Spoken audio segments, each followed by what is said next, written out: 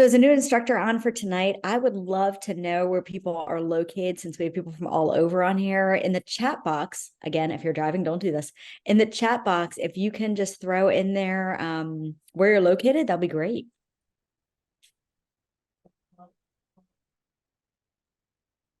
It also is helpful if, somebody has a referral needing for that area.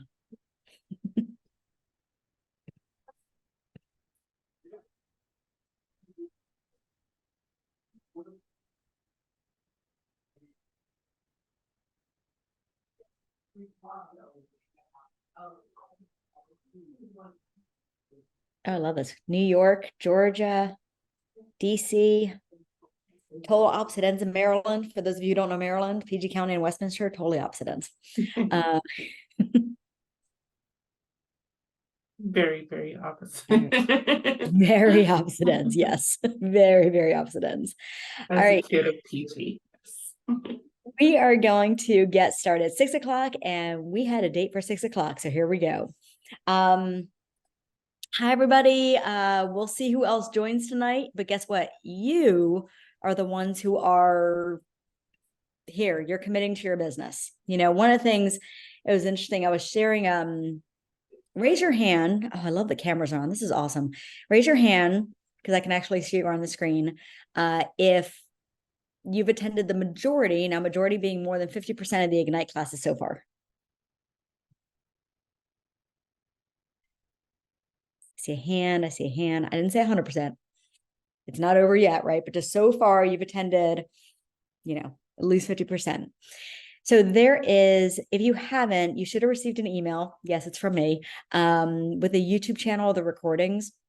It's not the same as being in the real thing, but I do know we have kids, we got lives, we have work, we got pets, we have all these things going on that sometimes we just have to watch a recording. And for those who missed any sessions, I cannot recommend it. I recommend it so highly to sit down, block out 2 hours and watch the session you missed. Don't watch two in one day, just one in one day, and take notes on it, and then take action on something you learned from that recording. Ignite is the foundational steps, right? That's what Ignite really is. It's when an agent attends all of Ignite and what we call graduates Ignite, you have then learned, you didn't master, because that takes 10,000 hours, but you have learned some things that you can implement in your business regarding how to find business, how to maintain business, how to work with buyers. That's actually tomorrow nights with one of the best coaches in the nation tomorrow night. Okay. Do not miss tomorrow night. Okay. He is one of the best Ignite teachers around. Tonight, I am excited to be leading one of my favorite topics, which is all about strengthening relationships and qualifying buyers and sellers. So before I start sharing my screen and PowerPoint, for those of you who don't know me, I see some familiar faces. Hi, Kim. My name is Alana Huber-Katz. I am located in Towson, Maryland. So for those of you from New York and Georgia and all over the place, you got Westminster on here, you have PG County on here, and then you have Towson on here. So we hit each section of Maryland completely separately. I've been an agent since 2015. I started as an inside sales associate. Raise your hand if you love lead generation. You're doing it like 2-3 hours every single day, 5 days a week. Okay, if any of you raised your hand, I would have been like, let's talk, because you're amazing. That is one of the most difficult things for every single agent to get into a habit of. It is the hardest part of being an agent. I started as an inside sales agent. I was, for those of you who don't know, that's basically setting appointments for other agents while I was getting licensed. And I dialed for dollars, as I like to call it. I literally had a headset on 6 hours a day, dialing a phone, 300 to 500 dials to talk to 30 or 40 people. So for those who are like, oh God, I can't really do an hour, try 6. Then an hour won't seem like much. Then moved into being an agent, moved into being many other hats. And now I've been a coach since 2017, both locally and nationwide, as well as MAPS trainer. And I'm excited for tonight's topic. All right. It's the nighttime. It's after 6 o'clock. So if you are, I know we're at home, we might be just getting off of work. I'm just coming off of a full day in the office working with a lot of agents. So if all of a sudden my mind just goes blank, don't worry, it's going to come back to me and I'll let y'all know. All right. As we go through this, please, please, please, please ask questions in the chat box. I have it open to the right side of me. So there is in the very bottom a digital hand you can raise to come off of mute. So raise the digital hand, or you can put in the chat box. I'm going to look at that. Also, if you are hearing something that you are like, oh my God, I need to remember that, put it in the chat box, because somebody else might be sitting there and they might not have heard that one piece, and you adding it to the chat box is helping them. Okay. So it helps with it also helps just with engagement and staying awake. Can we just say that? Staying awake, right? All right. So let's dive in. We're going to start with talking about relationships. Why is talking about relationships important? By the way, this is going to be interactive. So I will have no problem. All right. Martin's known me for years now. I will have no problem hanging out here, smiling at all of you quiet, waiting for somebody to answer. If I am sitting here talking for 2 hours, which I can, some of these people on here know that I can talk for 2 hours straight, no problem. And hey, no side comments over there. My husband's literally off to the side right now, so he just heard that comment. He's like, yeah. I don't want to talk for 2 hours. This is your time. So relationships. Why are we talking about that? Why are we going to dive into that for a full hour and then move into qualifying buyers and sellers? Why is it important?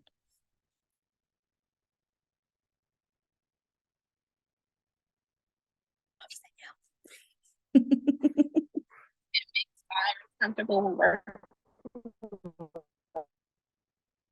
Oh, with you. Paige, I heard half of what you said. You broke up in the very beginning. I was saying that it makes buyers comfortable with working with you. Absolutely. It helps have buyers and sellers comfortable working with you.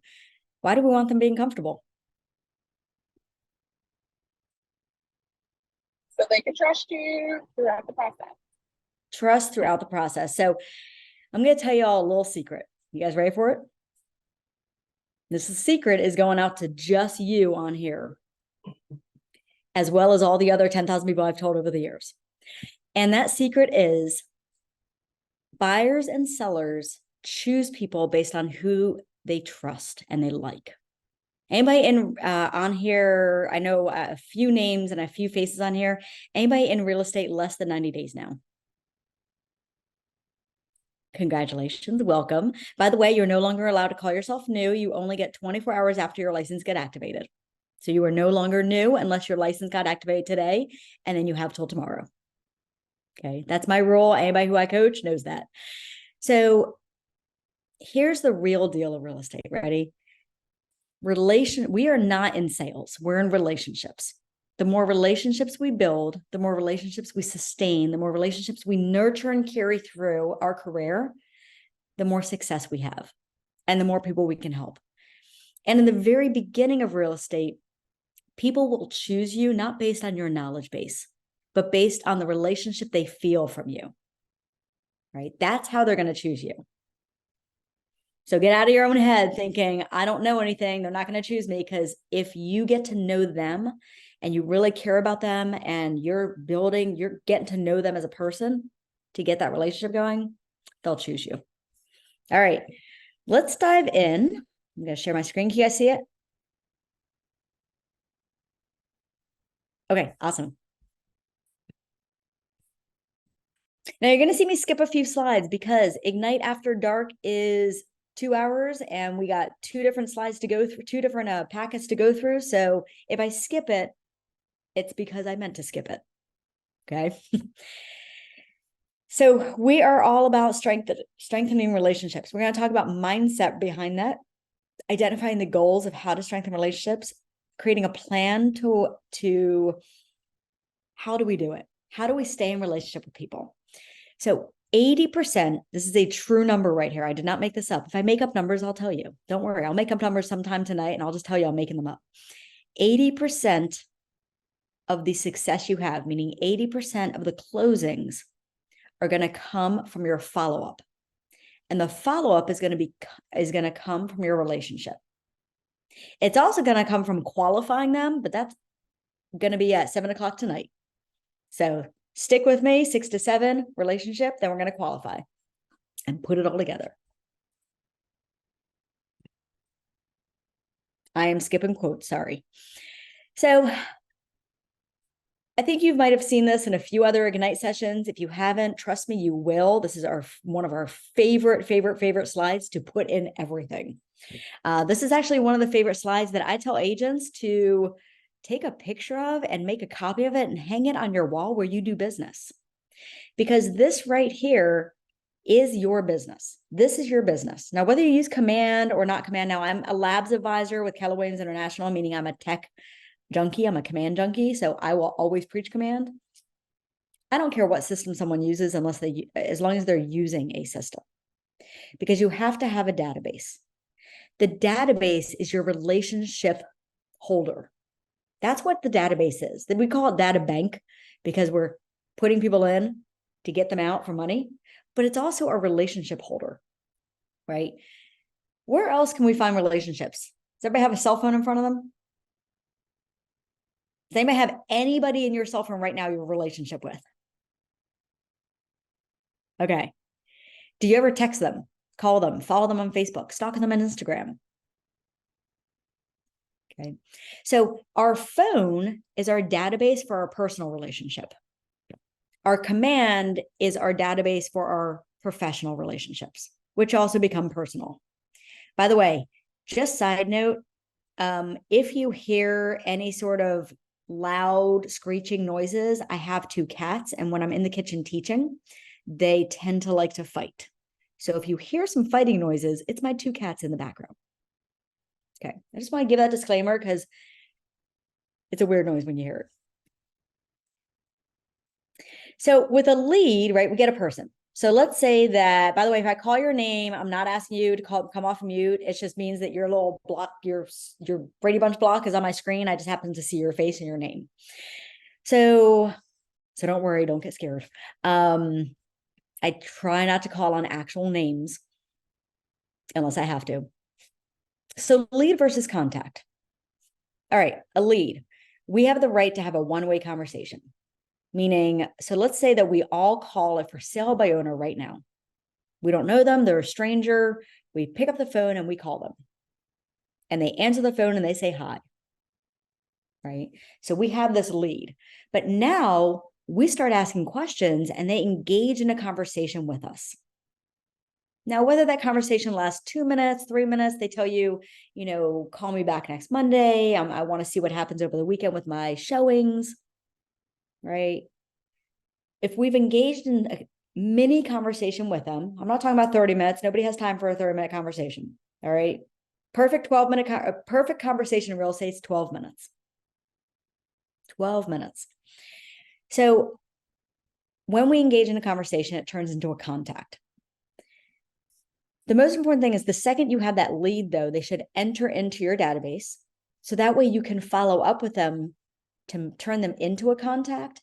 And then we can nurture them to strengthen the relationship, to have that, to help them for when they're ready. Okay. I see some familiar faces on here. Raise your hand or use the little reaction button that has a little thumbs up at the bottom if you have had a talk to someone who wants to buy a house but is not ready yet today. Anybody talk to anybody who, okay, I see a hand. I love that you just walked by. It's like a walking hand. It's like, here we go. Love that. So again, 80% of who you talk to are not ready today. So here's another little secret for you. All right.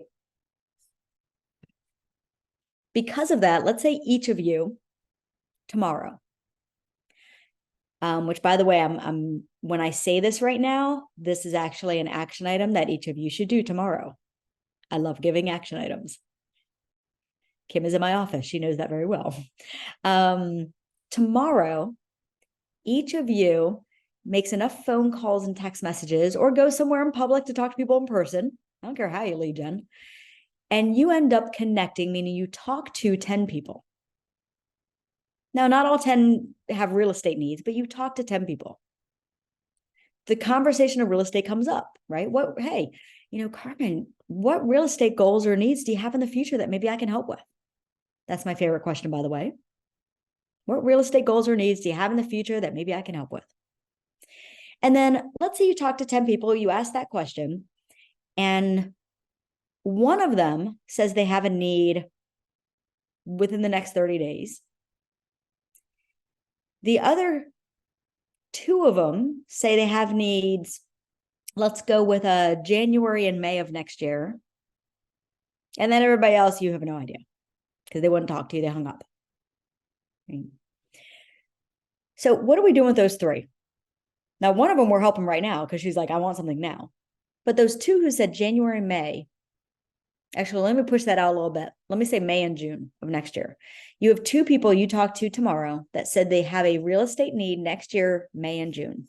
What do?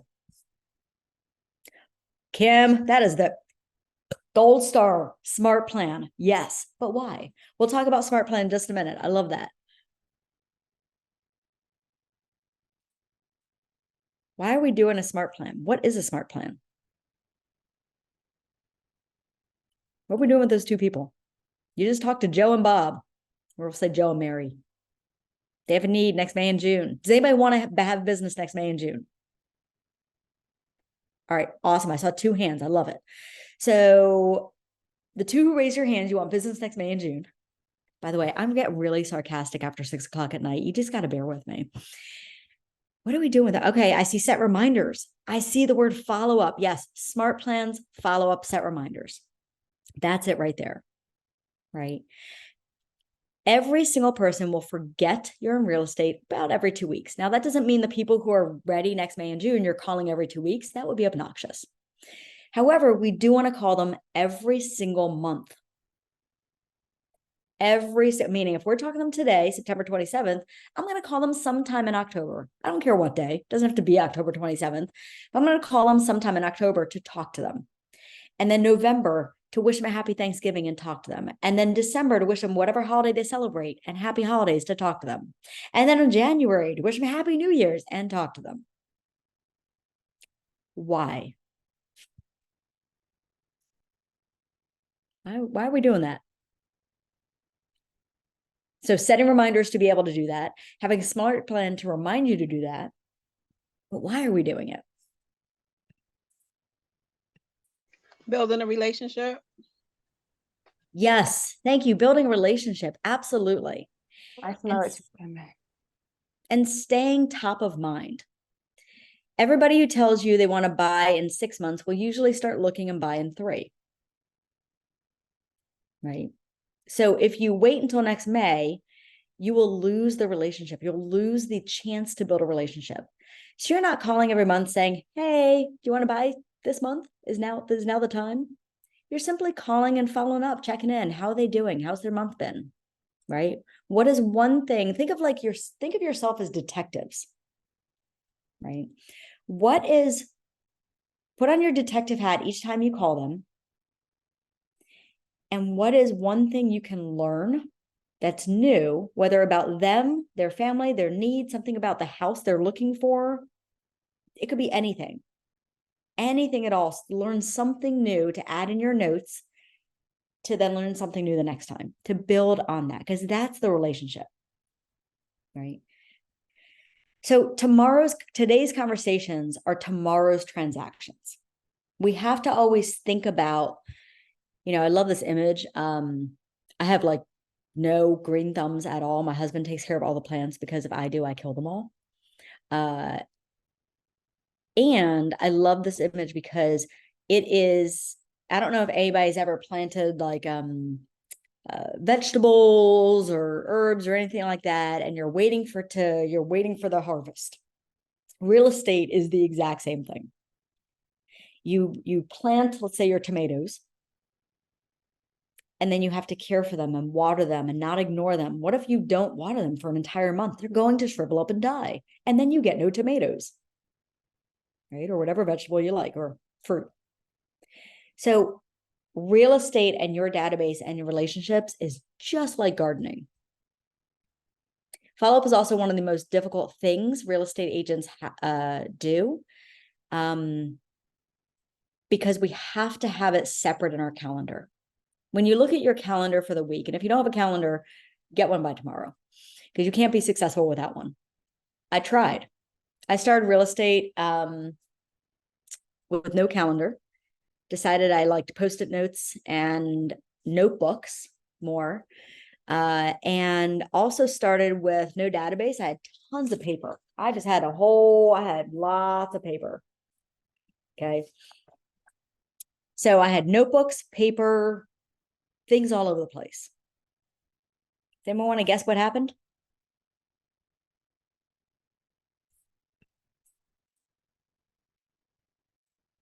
I'll tell you what happened. How about that? I lost more business than I gained, set very few appointments, had very little success. And by the time I actually found people I did talk to on the papers and everything, they said the magic phrase of that we hate hearing. Oh my God, yeah, we just bought yesterday. Oh my God, yeah, we just signed with an agent last weekend. Which, by the way, you're all going to have that happen to you. You will all have that happen. That's just part of real estate. All right. We don't win everything. Do not strive for 100%. There is no such thing. Okay. So we talked a little bit about follow-up. I want to talk a little bit about identifying the goals, right? Converting contacts to close business. Oops. So the very first thing is staying top of mind. We just mentioned that, right? How do we stay top of mind? It's by setting them up on smart plans, having tasks set, having reminders set, not losing them. One of my favorite tools to use is the opportunities tool. Yes, I'm going to plug Command because it's our ecosystem. So the opportunities tab or applet in Command is your pipeline. I personally like to call it the I don't want to lose you list. That's what I named it. I actually sent something to the tech team of Keller Williams International, jokingly, but not jokingly, asking if they could change it to the name I don't want to lose you list. They said no, just so you all know. But that's what it is, right? When you have those people who say, I have a need next January, March, April, May, June, September, you need to put them somewhere. So put them in a smart plan, like Kim said, as well as in the opportunity so you don't lose them. You can also really engage. Your opportunities is also allowing you to see how much money you're going to make. It's a great prediction of your success. Meaning if it's growing, your success is growing and your money's growing.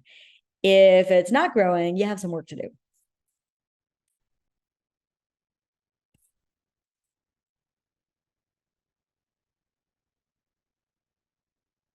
Leverage mindshare for referral business. What do you guys think that means?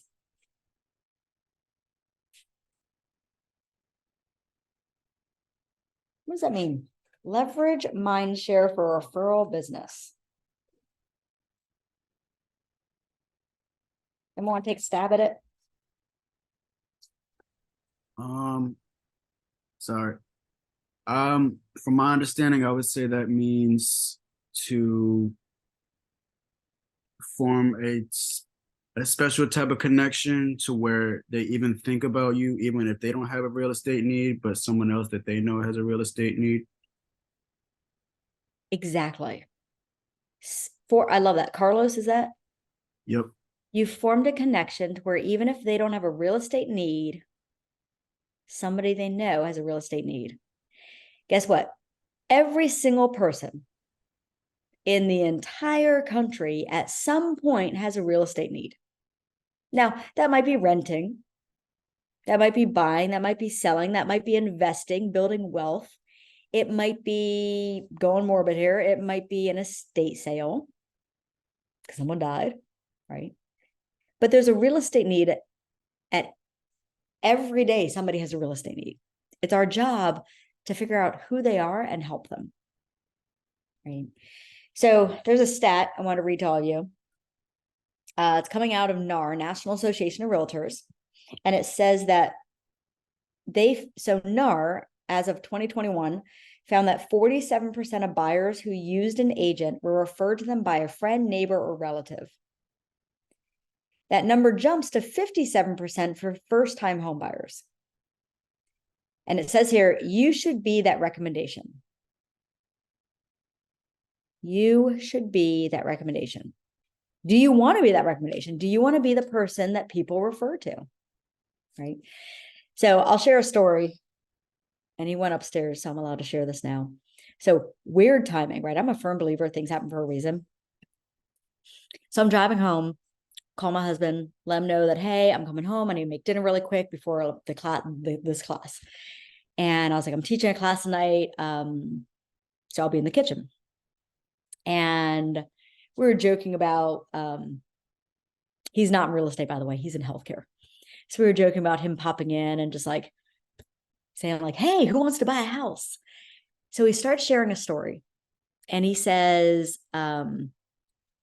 he was at work and one of his coworkers was talking about how they recently just fired their real estate agent and hired a new one.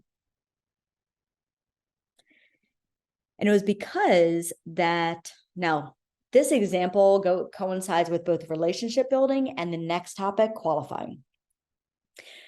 So the coworker said, yeah, I fired them because they kept showing me houses that were above the price that I wanted, that I kept saying I want to stay at. They were pre-approved for one amount, but they want to stay at a certain amount to have a lifestyle that they like to live. So they fired this agent to hire a new one. The new one they hired was referred to them. So what lesson are we hearing here? What are we hearing out of that? Listen to your clients.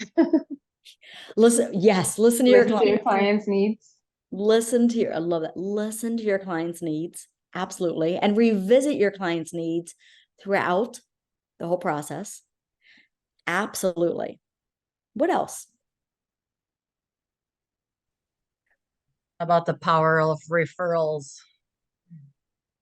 The power. Now, interestingly enough, they were referred, right? They were referred to somebody else. Now, I don't know the scenario. I don't know the full story. I never will. I'm not their agent. And if I was, I would have built a really strong relationship, qualified them, and listened to their needs. So they would not have fired me. But they were referred somebody else, meaning that they had a relationship with someone who knew someone. Right? So our jobs as agents is to get into as many relationships with people as we possibly can, whether that is your sphere of influence, meaning friends, family, and anybody you know who are friends and family.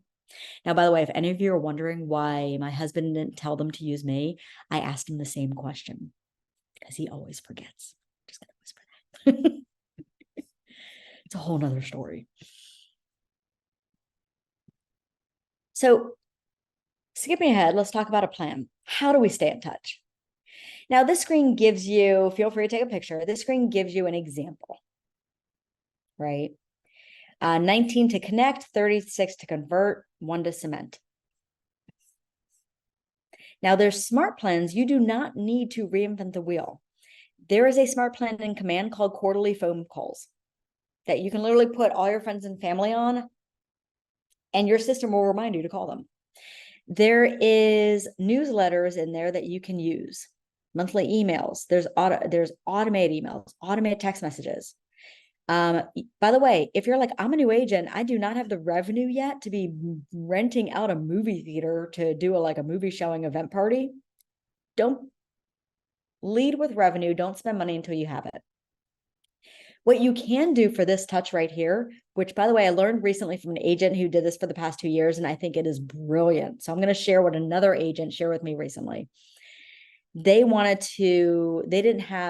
making money, but they didn't want to spend that money on events yet. They weren't at that level. So they went and they found local events already happening, right? What are events that happen in your area, right? Is there, I just found out today in November in Maryland, there is a pickle event. It's called the Big Dill. Yes, that's literally the name of the event. I just found out today, and I'm so going to that in November. But I could absolutely call up a whole bunch of friends and family that I have and be like, hey, let's go to this event together. Right? So you don't have to be the one planning the event or paying for the event. Maybe it's just inviting them to an event with you to build a stronger relationship, right? To get that touch in. All a touch means is a connection. That's all it means. Okay. Again, as you have questions on this, please don't hesitate to ask. I know here's the thing. Ignite is like this huge dump of information on you over a short period of time. You typically with Ignite retain about 10% of it, just gonna be honest, which is why I usually recommend agents retaking Ignite, not the entire thing, but picking and choosing classes each time it comes around to hone their skills on a certain topic. So it's like, okay, I really want to hone my skills on sellers or listings. The next time it comes around, I'm going to take the 3 classes that really focus on that. And Alana, I would just kind of add on the event thing. It's also kind of cool to do things that you enjoy doing.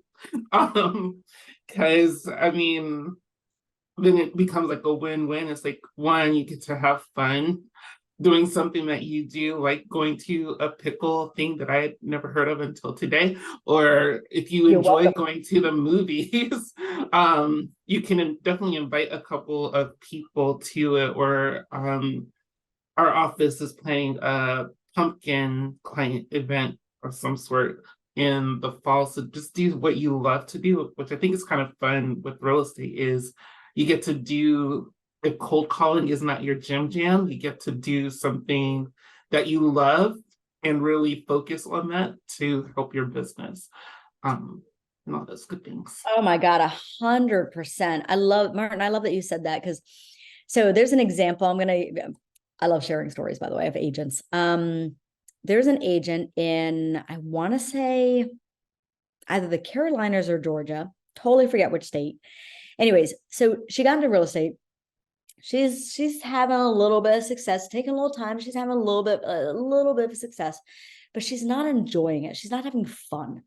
Now, she has fun when she has appointments and she's showing houses and she's going on listing appointments and she's listing houses. But then the routine we have to get into of talking to enough people to get enough business, which is lead generation, right? Lead generation is talking to enough people to find enough people we can help. That's all it is. It's building relationships. That's all lead generation is. So she was sitting in an office, going in every day, making phone calls every single day, and she was miserable. So she didn't want to leave real estate because she loved everything else about it. She just didn't like that one piece. But unfortunately, that one piece is the only thing that leads us to success. That is the only thing that leads us to success. We are not HGTV. I'm sorry if I burst anybody's bubble. So she's like, you know what? I'm going to go play tennis with some friends. I love tennis. So she goes and gets a group together and goes play tennis. And through the game, you know, you're playing tennis, you're having lunch, you're having a drink, whatever it is, you start talking. And in a natural conversation, it's usually progression like, well, what have you been up to? Or where do you live? Or what do you do if it's a stranger? And then they usually ask you, which, by the way, if anybody on here has a job and real estate, which many, many agents do, I started that way as well, by the way. Okay. I worked and was in real estate. So I had to, we call it dual career because you're never part-time real estate because it's everywhere. You always, when someone says, what do you do? Ignore anything else you do other than I'm in real estate. You only lead with real estate because that's what you want them to hear. If you lead with anything else, they're going to hear that other thing. If you're like, oh my God, I'm a teacher and I'm in real estate, they just ignored you. They didn't hear real estate. So ignore you're a teacher. You only lead with real estate. So to Martin's point, find things you love. That is an amazing way to lead gen, by the way. We have an agent in our office who loves dogs, has dogs, loves dogs. So she goes to the dog park, different dog parks, 4 times a week. And she hangs out the dog parks with her dogs 4 times a week to lead gen. That is her lead generation, hanging out with her dogs and other dog lovers. Right? Brilliant. So let's talk about crafting the message using the 6 connection questions. I'm going to read off these questions to you.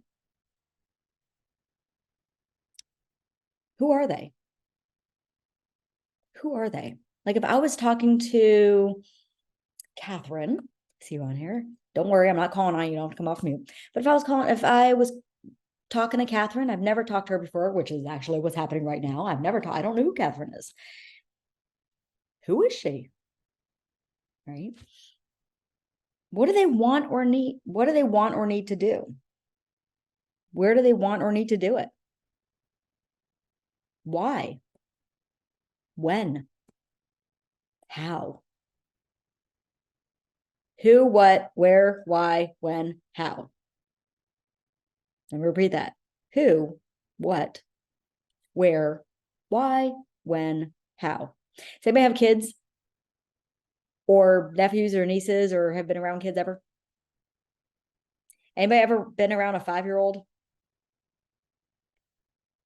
What do 5-year-olds do all the time? What is the favorite question they love to ask? Why?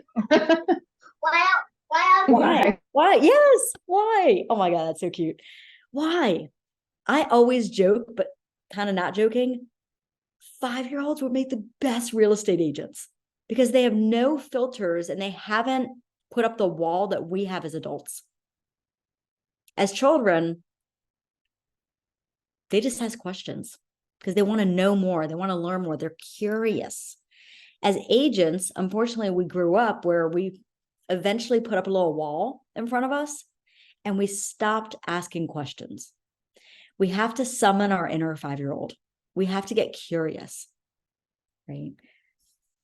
The greatest way to build a relationship is I'm not going to talk about that because we already did, is through asking questions. That's the best way to learn to build a relationship. All right. So I want to ask, so we're going to open this up right now. We're actually going to practice building relationships with each other. Okay, with each other. So what we're going to do right now is we're going to play a little game. By the way, I'm totally thinking this off the top of my head. I just figured it's 6:30 and I see some cameras going off. So I'm like, all right, I need to engage. So we're going to play a little game. What this is going to look like, and I'm going to participate, I'll kick it off, is I'm going to start out. I'm going to call in someone's name. I'm going to ask you a question. So everybody who's able to come off mute, come off mute. If you have a lot of noise in your background, you can stay on mute, but when your name is called, just pop off really quick. Okay. If you don't have noise in the background, come on off mute. If you are in a place where you're still at work and you're tuning in or you're driving or something like that, if we call your name and I wait like 5 seconds and you don't come off mute, we'll just go to another name. Because I do know there are a few people who really can't, like they're unable to come off mute based on where they're located. So I want to be mindful of that. So what this is going to look like is I'm going to start out with a name. Right. I'll probably start with by the way, is it pronounced Afifa? Oh, I love that. Thank you. By the way, if I say your name Yes, wrong, it is. oh, awesome. So I'm going to start out with Afifa. What I'm going to do is I'm going to ask her a question. She doesn't know what I'm going to ask her. She is going to answer it. And then she's going to reach out to somebody else on this, call out someone else's name. By the way, if they don't come off mute in 5 seconds, just call someone else's name. She's going to call someone else's name and you're going to ask them a question. The questions are not allowed to be close-ended, meaning you cannot ask a question where someone can answer yes or no. So, for example, I cannot ask Afifa, do you like pizza? By the way, these questions don't have to be real estate related, whatever you want. We're building relationships here, right? I can't ask that, but I could ask her, so Afifa, what's your favorite food? I could ask that. We're not in it yet, and that's not my question. Okay, so we're each going to take a turn asking one question of a new person. And by the way, that person has to answer. So after you ask it, let them answer. After they answer, that person who just answered, ask somebody else. Any questions before we start asking questions? No questions? All right. So I'm going to kick it off because you are actually the first square on my screen right here. So Afifa, hi, I'm Alana. How are you? I'm great. How are you? By the way, that was not my question. I just really wanted to know how she was. Oh. Tell me, you mentioned you have children. Tell me about them. How old are they? I have 5-year-old twin boys, and they're in the hallway outside of my office playing games on the iPad that they're not supposed to be playing. Do I ask Awesome. somebody else a question now? Hmm? Carlos. Wait, is that right? Yes. Carlos. What'd you do today? What did I hear today? Was that your question? What did you do today? What did Did I you do do? anything exciting? I just went to work, got off, ate some dinner, and now I'm here on Ignite University. Right. Um, Carlos, you're up. all right. Hello, Kim. Hi. Um, Tell me about your favorite evening time activity. Resting. Just chilling, watching TV, cooking dinner. Nice. Hi, Catherine. Oh, she's on mute. Hello, I'm here. Hi, what part of Maryland do you live in? I'm actually not from Maryland. I'm from Rochester, New York. Oh, okay. Yep. So I'm representing New York tonight. Okay. So yeah, if you need any referrals this way, you can let me know. Sure will. And by the way, side note, and that was the right ending to that statement. All right, Catherine, you're up. All right, I've got Martin on my screen. Martin, are you available? Yeah. All right, so I want to know what your favorite fall activity is. Halloween. Oh, and Good watching answer. Hocus Pocus. It's a must. I love that. Yes, me too. I'm a Halloween fan as well. Oh yeah, I'm just counting down the days. I can't watch Hocus Pocus until October 1st. Me too. I'll show you a sneak peek. I've got some skeletons that you can see sitting right back behind me. Nice. Some lead generating partners. There you go. Yes. All right, Martin, you're up. So Carmen, what is your favorite television commercial? I try to avoid them as much as possible. Can I tell you my least favorite one? Because Sure. it happened recently. I think we were watching a football game or something, and there was this awful commercial, and it was for beef jerky. So props to them because I remember what it was. But it was something like this Sasquatch thing, and it goes into the bathroom, and it goes to the bathroom, and you see it shoot across to the urinal. Oh. And it was a beef jerky commercial. You must look this up. It's disgusting. Just so you know, I'm going to go to YouTube after this is over tonight and find that because I need to see it now. Thank you. It's shocking. You will be shocked. It was on TV. I'm not kidding. Carmen, you're up, and I think that I see is it Alicia who is off. Alicia? Alicia. Okay. Hi, Alicia. It's Alicia. Hey. Alicia. Oh, I'm so sorry. Thank you. No, it's okay. Well, I missed a little bit in the beginning on where everybody was from. I was wondering where you're from. So sadly, I'm from this place called Cocoa Beach. But I tell people that I'm from Philly just because I just feel like all of my family's from Philly, so I'm more in tune with that part in my life instead of we're the only family in Florida.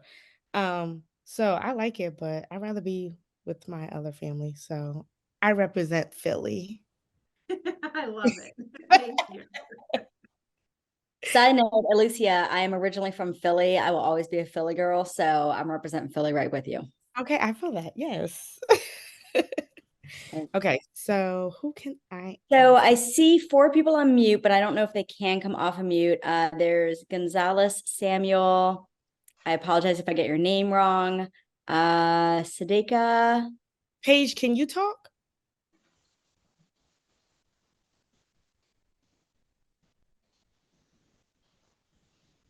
Looks like she's coming off mute. There we go. Hey guys, I'm sorry. I can talk. I just had a showing. My apologies. I'm glad Oh, Okay, that I we're can playing talk an in old the game car. where Alicia is going to ask you a question and then you just answer it, whatever the question is. hi, Oh, Paige. sweet. How are you? I'm well in yourself. I'm good, girl. Happy Wednesday. So how was your showing? Give me some Um, tea. so the showing is quite interesting. So it is a military family, so they weren't here. So one, it was like just like one of those showings. The property itself, the rooms are small, but that's personal. And that it's like a flip, and I don't, sometimes those can be a little rocky. But other than that, the show went well. Do I think they like the highest house? 50-50. Okay. All right. So Paige, now keep yourself off of mute. What you're going to do, and I see Samuel took himself off mute. So what you're going to do is you're going to ask Samuel a question. Any question you want, real estate, non-real estate. You've had everything. Oh. Alrighty. Hey Sam, how's it going? So far so good. How you doing? All is well. Thanks for asking. On your spare time, what do you enjoy doing? I'm telling you the truth. Like in my spare time, I like to read, and now I can say like I'm more focused on watching videos about real estate. I'm driving. I'm listening about video about real estate because just like she said, I try to learn more. More I listen, more I watch a video on YouTube or comment about real estate, I feel like I learned something. I understand that you really like to seek knowledge. I think we're in the same boat. Thank you. Love it. Okay. Did we get everyone who was able to come off of mute? Going once. Going twice. How was that? I wish I asked a better question. Easy. Okay, it was easy. Good. Who just said easy? Me. Oh, Who's Alicia, me? I'm saying me. Okay. I love it. That's helped me, like, to more engage, just practice. Practice, yeah. So Yeah, let me love it. ask you, because I want to hone in on that word easy. What made this easy? Well, for me, I don't have a problem talking to people. So talking to me is easy. So Okay. I can have a conversation with anybody. So that doesn't really bother me. Awesome. I That is think not it makes me out. Go ahead. Wait, I go think it ahead. makes it. Oh, Oh, go ahead. me? Afifa. Sorry. I think it makes it easier because I can see you guys versus calling someone on the phone that I can't see their facial expressions or really engage with them. I think it's easier to engage and connect with someone that you can see. If that Okay. makes sense. Like versus cold calling, as they say, like I'd rather talk Absolutely. to someone face to face. Okay, so let me get what Paige is about to say, and then I want to come back and touch on something that you just said that's really important. So let me forget. You're not, because I'm like her. I like open houses and things where I could like see people. But I said it's creepy to me because typically it's creepy because I think I know that I want something from them, so it doesn't come off as organic. Whereas in this role play, it was just like I don't want anything from Sam. So hey, how's it going? Like I could just naturally be myself. Whereas like I'm very timid when I know that I'm intentionally like trying to get something from someone, and it's just information. But I still feel like I'm scripting. Like, oh yeah, so when are you looking to buy a house? It's really weird. All right. So I don't know if anybody ever heard of the DISC assessment, DISC. If you have not, please go to Google at some point and type in DISC, DISC assessment. There's a ton of free ones. Don't pay. There's lots of free ones. We all have our own behavioral styles, right? So we have certain behavioral styles that are either more direct, right? Like, all right, just get to the point, right? Like, all right, do you want to buy? Do you want to sell? Like, what are you doing? Right? How many bedrooms? How many bathrooms? Let me help you. Then there's other personality styles, which, by the way, there's no right or wrong. It's who we are as people. Then there's other personality styles who are like, oh my God, how are you? Oh my God, tell me all about your day, your kids. What do you like to eat? Paige is like, I don't like you. Right? So we unfortunately, I'm going to use that word, as real estate agents, have to morph to all other personality styles, not just our own. If we only mesh with our own style, you're going to limit your business greatly, right? Because there's multiple different styles of personalities out there. Again, no bad nor good, just like my husband. He's a perfectionist. I am not at all, right? So he wants details. Me, I'm like, I don't care about details. Just give me the end result, right? So if he was the buyer, I need to provide him with what's the process? What are the steps? What to expect? What are concerns that might pop up? I need to go through all those because that's his personality style, right? Let me circle back around a second. I'm going to tie a pretty bow on this. And it was easy because we were seeing each other's faces. Right? So a minute ago, I mentioned, my God, my cats, I swear, like I literally, by the way, this is called my cat spray rattle, and I'm literally spraying my cat as we're talking on this. Okay. So we have, if it's easy in person like this, then we have to do two things. One, what lead gen activity could you do that's in person? More open houses, networking events, dog parks, PTA meetings. If you have kids, I'm going to say this right now. I have a daughter. She's 25. She now lives in Japan as of June. But I will tell you, when I got into real estate, when she was younger, I leveraged the living daylights out of having a kid.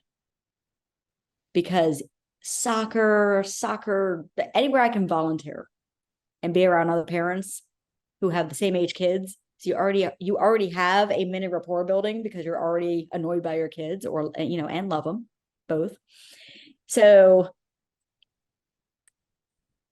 if you thought this was easy because you see people's faces, think about your lead gen and how do you want to build relationships and get to know strangers and get to know more people and build relationships with your sphere more. So by the way, that might mean maybe it is lining up a coffee date with one person in your phone each day. Now, you have talked to more than one person each day, or you are not going to have business. I'm sorry. But that if that's what gives you energy, maybe that's it. Let me get a relationship building. Let me build my relationship stronger with one person each day from my phone. Right? Instead of calling I'm just going to use an example of something. Instead of calling a for sale by owner, I'm going to go knock on their door and just introduce myself and be like, hi, I'm in the neighborhood. How are you? Nice to meet you. Right? Don't overthink it. They're people. They put their pants on the same way we put our pants on. Right? And then to get past it's easier to do this because we see each other's faces. When we do have to use a phone, by the way. Follow-up is a real thing. The phone has to exist in our business. Practice, but not in person. So for example, let's say that Afifa decided she wanted to practice with Catherine. And the two of you exchange information, which, by the way, practice partners all over the nation are fantastic. So let's say the two of you want to practice 2-3 times a week for like 15 minutes, which, by the way, practice should only be 15 minutes because it's like it gets your juices going and then you just get into it. Your practice should be on the phone because that's what you're doing, right? You're role playing what you're actually going to be doing afterwards, right? You're role playing what you're going to be doing afterwards. And then to Paige's point, she said, it's easy if I know I don't want something from them. I might be paraphrasing that a little bit. Did I get that about right? Okay. Okay. Number one, it is. If you are not a natural, just, I call it a nosy person, which I'm allowed to say I'm a nosy person. I'm super curious.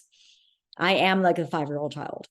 So if that is not natural to you, which is not for most, that's going to take some practice. It will be practice, because you will need to uncover people's motivation to help them more. So if you think about a conversation as, we almost have to retrain our mindset. Here's the thing. The end result is sitting at the settlement table. They get the keys. We get a commission check. That's an end result. Everybody's happy. We're taking pictures, posting them on social media. The starting result, though, or the starting action, is getting to know someone. We almost have to trick our brains. And the only way we can trick our brains is through constantly telling our brains what we need to do, right? It's almost like, all right, I'm going to get to know 5 people today. Whatever happens, that happens. I don't care. I don't care if they buy or sell. I just want to get to know 5 people today. Right? We're tricking our brain. Now, do we actually care? Of course we care. We're in real estate. But by tricking our brains and having that mindset, it will make it a little bit easier to ask more questions, right? To build that relationship. All right. So we talked all about relationship. We're going to go into qualifying buyers and sellers, but before we do, I want to ask this question. You can either put it in chat or raise your digital hand. Trainings are only as good as what we implement. If not, we're just hanging out together, getting to know each other. Hi. Right. So what is one thing you can start doing to start building stronger relationships in real estate?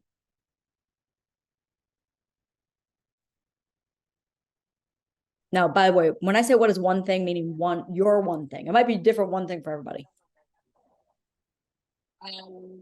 Using the campaigns and looking at it, like changing my mindset.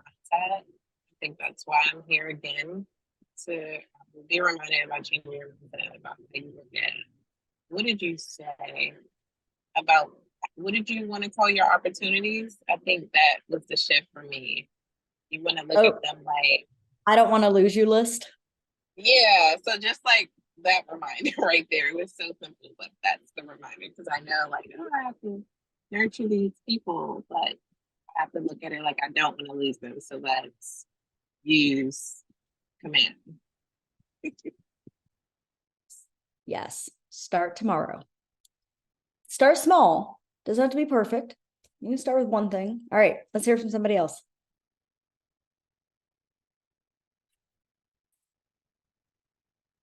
I think for me, I just want to be more consistent. I definitely, what Paige says is like, you don't want to lose people, but I have been very surprised about how many people I know who are actually want to make some kind of real estate transition in their life. You know, like I talked to this, I have a neighbor who's like, our kids play together. We go to pick up stuff in the grocery store, and I randomly sent out something from an Ignite class. And she goes, actually, I'm thinking about investment property. And I'm like, I talk to you all the time. Your kid comes over every Friday after school. You knew I was going, you know what I mean? Like, you knew I got my license, you knew I was having Keller Williams. You never mentioned it until I said something. So I think I'm just surprised. I think I need to make sure I'm blocking out time to be consistent, because you're surprised who might know someone who knows someone who knows someone who needs something. So you just hit home for me. So I'm going to share a really quick personal story of my first year in real estate. Okay. Actually, it was both first year and second year. You would think I would learn my lesson. I didn't. We go through flows. All right. So first year in real estate, I refused to reach out to my sphere. I was that agent who's like, nope, I'll post on social media. I don't want to bother them. I don't want to be salesy. Like, I'm not going to reach out to them. Like, they'll see it. They'll know. It'll be fine. They'll know I'm in real estate from that one post I did like a month ago on social media. That's already like, scroll down. Nobody sees it. So I did not reach out in my first year. And then towards the latter part of my first year, I was talking to my absolute closest friend who I see every week. Okay, this is my best friend who I see every week.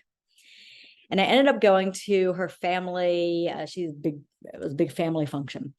So I went to her big family function. It was a huge picnic, and I'm there, and she looks at me. She goes, "Oh my God, I'm so excited. We're getting our house on the market. We're moving back closer to you." And I'm like, so number one, that's awesome. I want you closer to me so we can hang out more. But what do you mean you're getting a house on the market? I was like, yeah. We just signed the other day. We're getting on the market. It's going on the market like next week. So I had two choices to do right there. The first choice was, excuse me, I might have used a choice word in there, but I'm not going to do it because we're recording. She then looked at me, and of course I was excited for her, but she then looked at me, she goes, "Oh my God, wait a minute. Don't you do something in real estate?" Yeah. So she sold a house with an agent and then bought a house with an agent. And it wasn't her best friend. And it wasn't because she didn't want to use her best friend as an agent. It was because she forgot I was in real estate and what I did. So whose fault is that? Go ahead. You can all point at me. It's all cool. You can all point. All right. Mirror in front of face. So you think that I would learn my lesson. No, I didn't learn my lesson. Let's fast forward shortly after to Emma and Chris, two different people. So Chris and his lovely fiance bought a house with another agent. Now I go out to brunches with Chris and a whole bunch of people quarterly. I never remind them I'm in real estate. Emma and her husband bought a new house in Bowie, in Maryland, using an agent. Wasn't me. So in less than a year, I lost 4 transactions. Each house over 450,000. Somebody else can do the math on that. I'm not going to because I've done it many times. And it's very depressing. So we not only have to remind people, now it actually becomes kind of a running joke when I go out to brunch with my friends. Now I don't do it every time, it's obnoxious, but if I'm like once a quarter when I do brunch with my friends, there is going to be a point during the brunch that I absolutely am like, all right. Who has a real estate need? Now, again, I'm a jokester by nature, so they laugh and they're like, oh, we knew Alana was going to ask us, right? I don't care how we ask. I don't care if you use it in a jokey manner. I don't care if you remind them in a text or call them every so often. Just be like, hey, I just want to reach out because I'm reaching out to everybody I know within, my network, just people I know, people I care about, to see if there's anyone I can help with real estate. I have some goals I set to help a certain number of people. Do you have any needs I can help with? Or do you know anyone?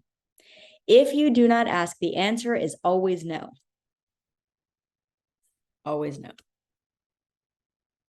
So, yeah, you hit a chord when you talked about that because I was like, oh, that brings me back to year one. It happened.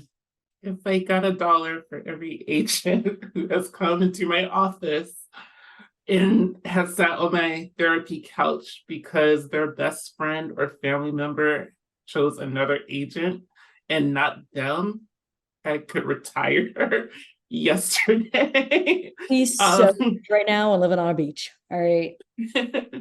Now, here's the thing. At the end of the one thing is, not everybody will want to work with you. Not everybody who's close with you will want to work with you. And that's fine. But at least they need to know anywhere you are, by the way, anywhere they are in the nation, referrals are fantastic. Actually, world. Okay. We're in 56 countries now. 52 countries. Every single person needs to know what you do and that you can help them. And you can help them wherever they are, whenever they need it, regarding any real estate needs. You can connect them. And if they don't want to use you, they need to know you can connect them with someone who can help them, because unfortunately, and I tell this to my sphere, they know now because they have heard me say it over and over. At least let me connect you with someone good, because unfortunately, 70 to 80% of the agents out there are not trained well, and they will take advantage of you, and it will not be good. And I don't want you stuck with one of them. Right? This is not about the end of the day paycheck. I mean, do we love that? Do we want more of that? Absolutely. This is about, how do we help this person sell or buy or build wealth with the biggest purchase of their life? And how do we help this person in another state even? Like, I now know someone in Rochester, New York. I did not until just now. Fantastic. So how do we help this person, right? If I had a friend who's looking at Rochester, New York, right? Catherine's pouring into herself right now. She is getting trained. She is showing up for her business, which says that she is going to be better than most agents out there. That is a fact.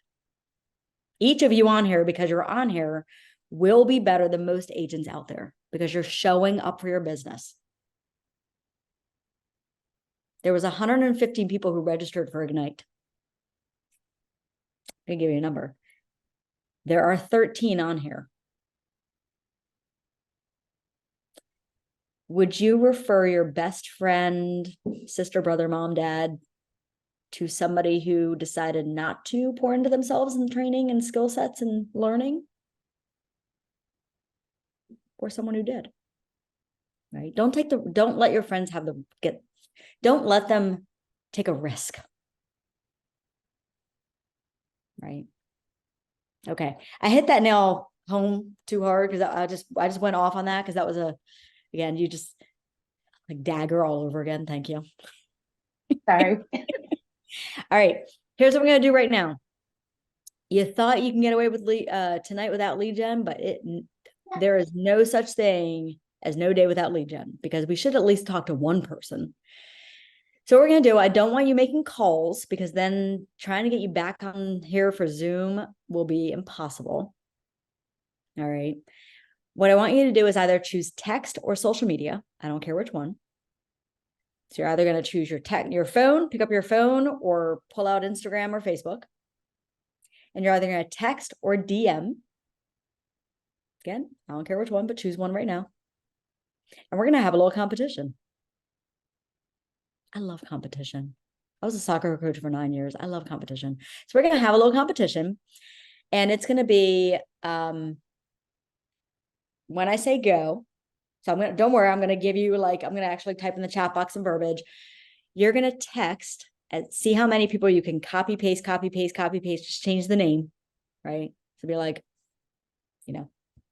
hi, Martin, copy, paste, hi, Catherine, copy, paste, hi, Paige, copy, paste, right? How many can we send in 10 minutes? Now, here's the text we're going to send. I'm going to say words, but put it in your own words. All right? Because it needs to come out of your lingo, but don't overthink this. I promise you, nothing bad will happen. If you don't do this, something bad will happen, because I just told you my experience with my friends. Okay. So here's the example text. It will say something like this. I'm a hey person, not a hi person. So it'd be like, let's say that I'm just randomly, whatever. So, hey, Martin, no, I know him. He's in my phone. I don't need to be like, it's Alana, right? Hey, Martin, I am reaching out to, actually I start with, how are you? Hey, Martin, how have you been? It's been forever. I've been reaching out today to as many people as I know as possible. I'm sitting here setting up my real estate goals for next year. I don't know if you've heard I'm in real estate. And I just want to see if you have any real estate needs or if you know anyone I can help. So, hey, Martin, how have you been? Or how are you? Feel free to add that in if you want to. If you don't, leave it out. Or you can, just be direct. Reaching out to everybody I know. I set some real estate goals. I'm setting my real estate goals for next year. Now, they might text you back and be like, oh my God, I don't know anybody, but I didn't even know you're in real estate. Awesome. You just planted a seed. Now they know. Now they know. The whole purpose of this activity is to get people to know. It is not, the purpose of this activity is not to find a buyer or seller. That's the icing on the cake if it happens. Second icing is if we get referrals. Right now, we're planting seeds. We're going to plant as many seeds as we can in 10 minutes. Okay. So, questions before I say go.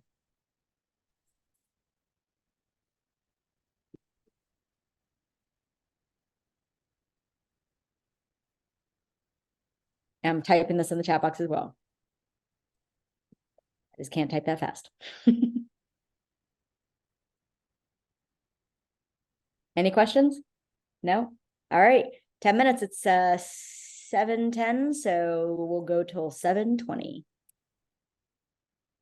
All right.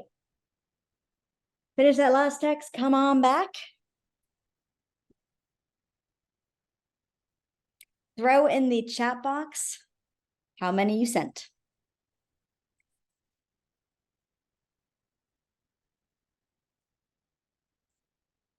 Let's see your numbers. What'd you get out there? Nice. Nice.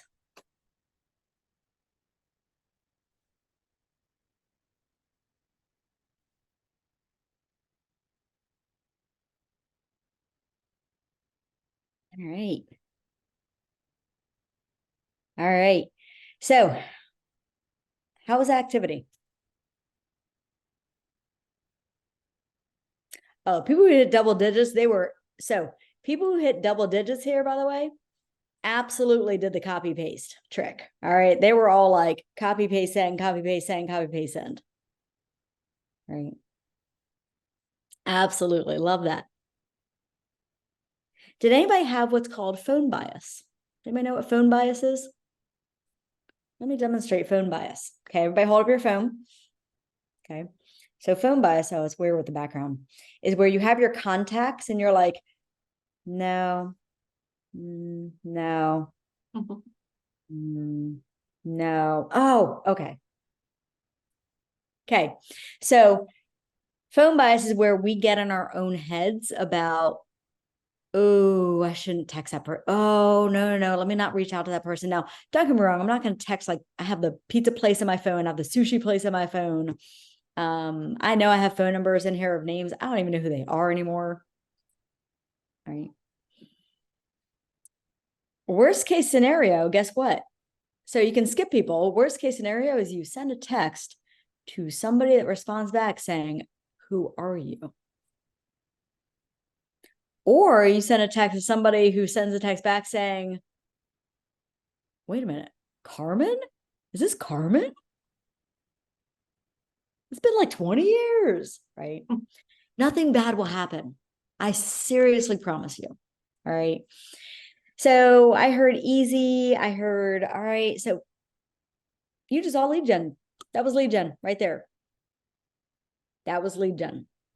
There's the thing. The people who start responding back, that's connections. So you just did the lead gen activity. When they start responding, even if they respond with, I don't know anybody, but thanks for reaching out, or, hey, how have you been? Their response is a two-way conversation. You connected, which is also a little mini piece of starting a relationship or restarting or just building on it. Okay. Even if it's the end of the day. So I challenge all of you. I'm going to share my screen here while I do this. Even if it is absolutely the end of the day and you're like, I didn't talk to anybody about real estate today. I didn't lead gen. I didn't follow my time blocks. Maybe tomorrow. Oh, it's okay. I'll just, it's only Wednesday. I'll just do it Thursday. And then it's only Thursday. I'll do it Friday. If you get home and you're sitting there and you're having that conversation with yourself, pick up your phone and challenge, put on a stopwatch, challenge yourself, and do that activity you just did. That's the one activity that at the end of the day you can do, and it took 10 minutes. 10 minutes. Imagine if you did that for 30. All right. Any questions on that? Anything? Did anybody actually have someone respond already with like a referral, or they know someone, or?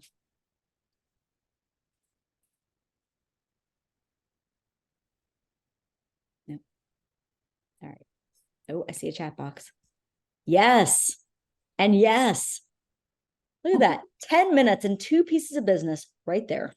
It took 10 minutes for Gonzalez and Kim to both have potential business right there. Now it is they have an opportunity right now, not right now because we're in class, so tomorrow, to reach out to whoever that is, find out what their needs are, find out why they have the needs, find out when they have the needs, what, why, when, right?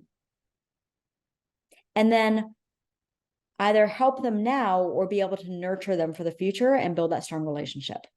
Awesome. Great, great job. Love that. Everybody should do that activity every day. All right, you guys ready? All right, we're going to bring this home. Qualifying buyers and sellers. Your number one job as a real estate agent is to find the path, find ways to get in the path of motivated buyers and sellers. So let me ask this question. Why do we want motivated buyers and sellers? Might be a silly question, but I'm going to ask it.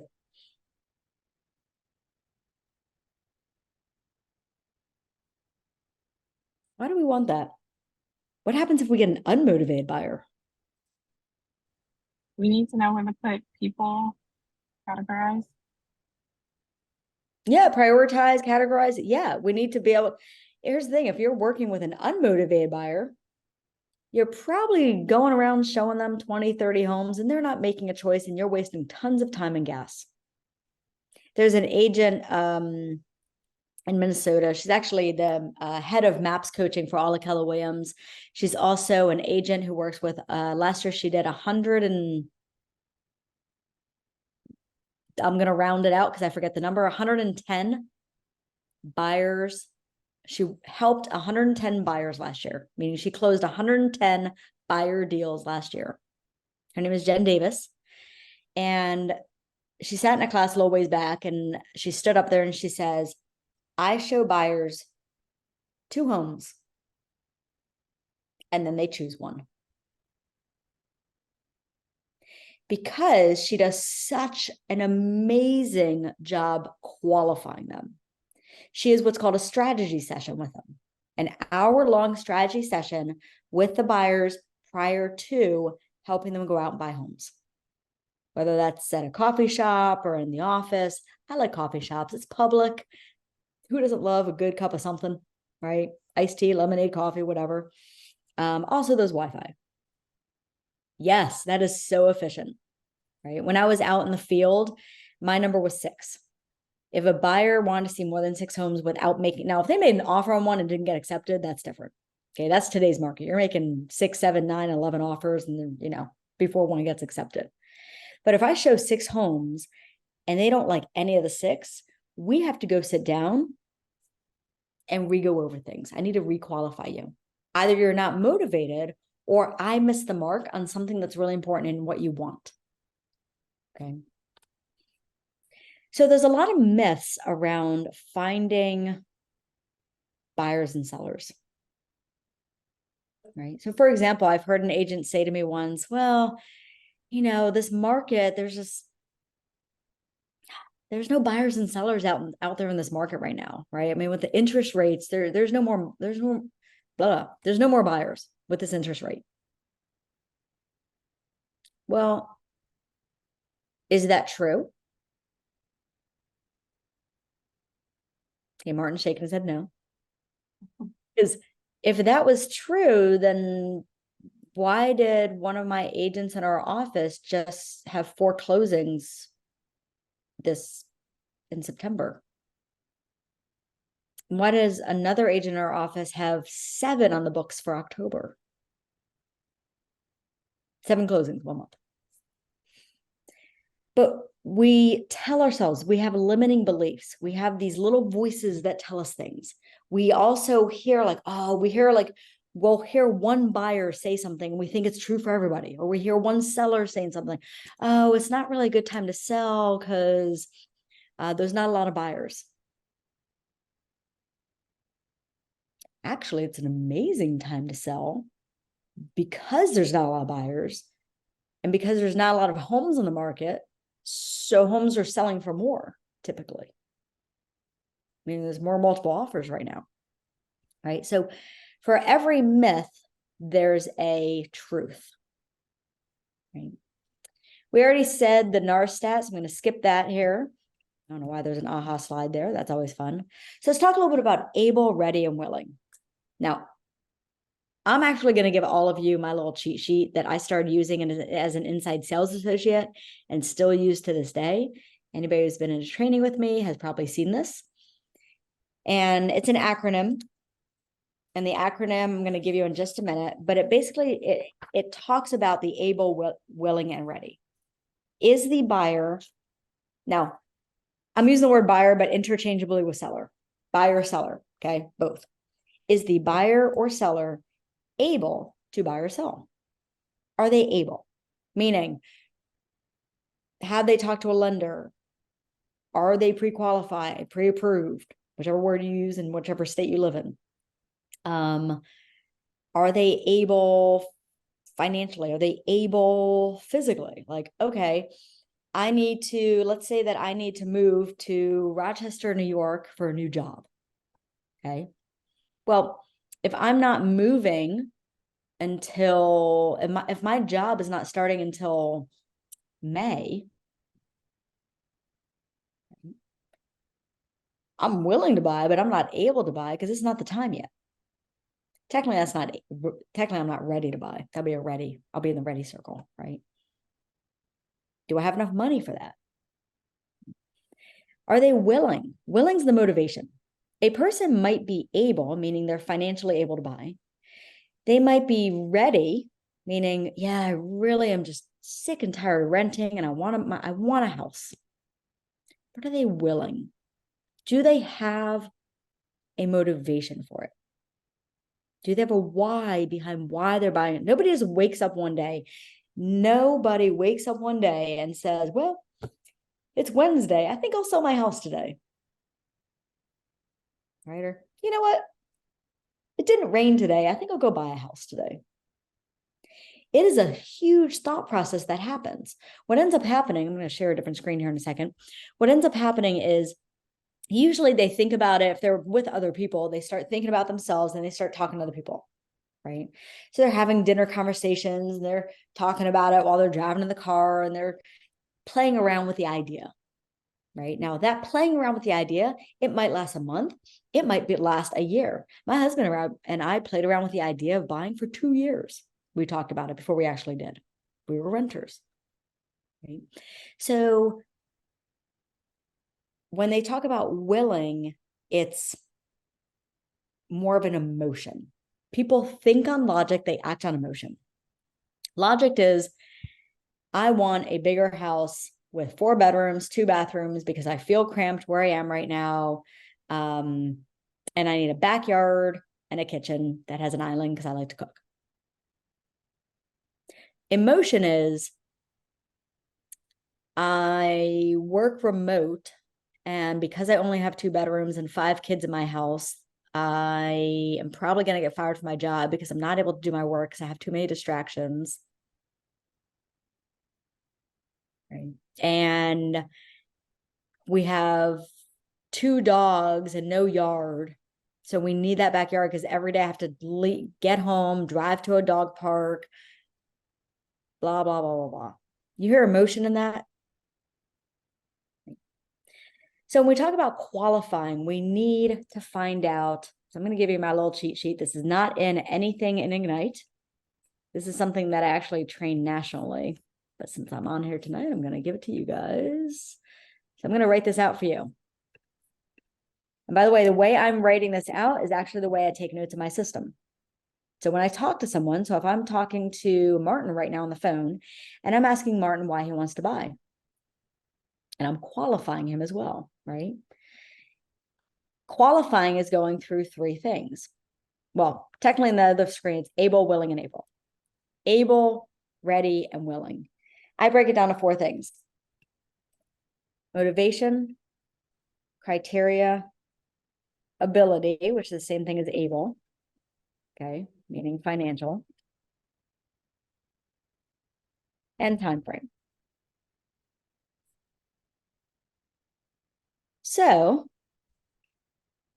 let me demonstrate this. By the way, this takes probably about 3 minutes. Can I get a volunteer to play the part of a buyer? You get the easy part. You get to be a buyer. You get to make up whatever you want. I'll be happy to help.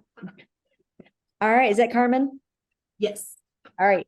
So Carmen's a buyer. I don't know Carmen. Let's say that I just ran a Facebook ad and I just have Carmen's name and number. Never talked to her. Okay.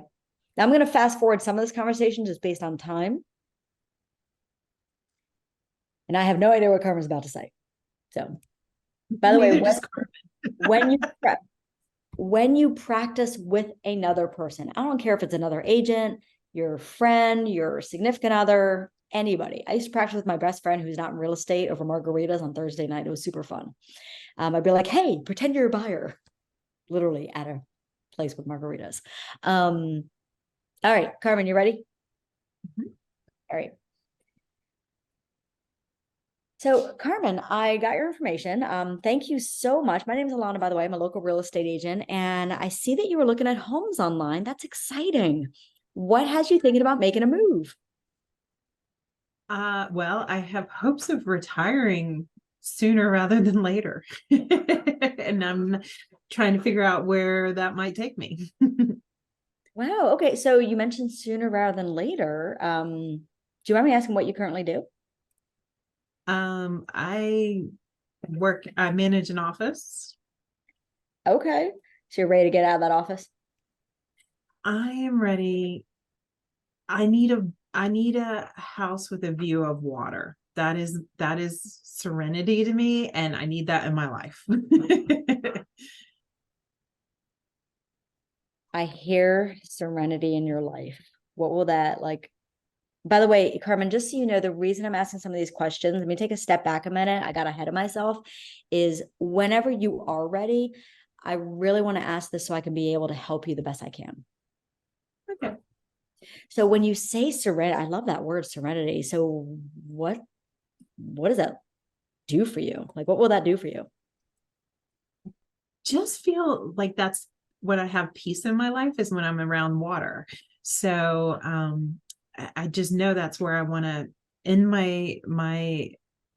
that's where I want to end up when it comes to housing. So Now, it's really fun for me to look online and find places like that. Oh my God, it really is. Now, and I see the house, I know, that's how we're talking, is you clicked on something online, and it's fun to play online. So tell me a little bit about, obviously where you live now does not have water. Correct. Okay. So are you looking to stay in the same state or move different states? I think I want to stay in the same state. Maryland has a lot to offer. We've got beaches, we've got lakes, we've got bays. I really do like Maryland. Okay. So before we get into like locations and specifics about the home, tell me a little bit more about what's important to you in just having a new place that's by the water and everything. So I hear serenity, I hear water. What else is important to you? Well, it would be my retirement home. So this is my last home I would probably be buying. And so I'm looking for something probably 1 story. I would like it to be big enough for family to visit, but not so big that they stay too long. So I think, I'm thinking more like a 3-bedroom, 2-bath, but on the smaller side, because we need to downsize. Sorry, not downgrade, downsize. Got it. How big is your home right now? 4 bedrooms, 2.5 baths, plus office, formal living, formal dining. I don't need all of that to clean. You need to sell in order to buy the new one? Not necessarily. I have options. But there's lots. I'm thinking of lots of things. Okay. And again, the reason I asked that question is to determine if my conversation was about to switch with you to talk about the sale of your house or focus on this waterfront property first. So I want to make sure we're on the same page there. So it sounds like we're focusing on this waterfront property first.